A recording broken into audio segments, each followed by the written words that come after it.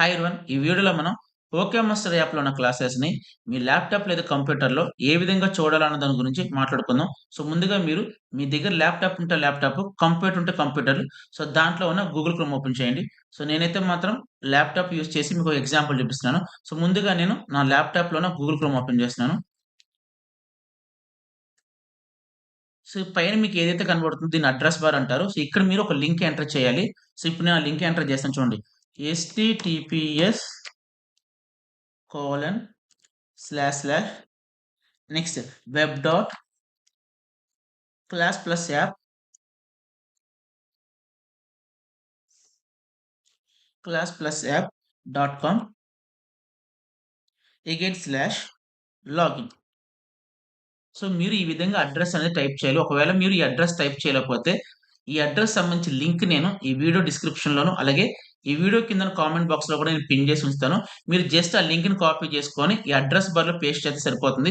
So ఈ విధంగా ఈ అడ్రస్ అంతా టైప్ చేసిన తర్వాత ఎంటర్ మీద క్లిక్ చేయండి.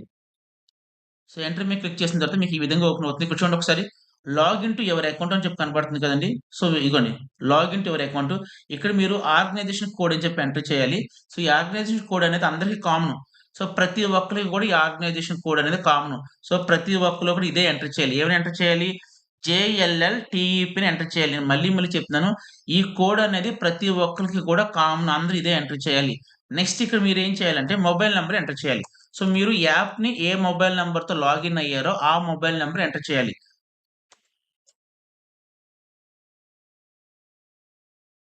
సో ఈ విధంగా కూడా నేనైతే ఏ మొబైల్ నంబర్‌తో అయితే లాగిన్ అయ్యానో ఆ మొబైల్ నంబర్ ఎంటర్ చేసి కింద చూడండి ఒకసారి ప్రొసీడ్ సెక్యూర్‌లీ అని చెప్పి ఉంది.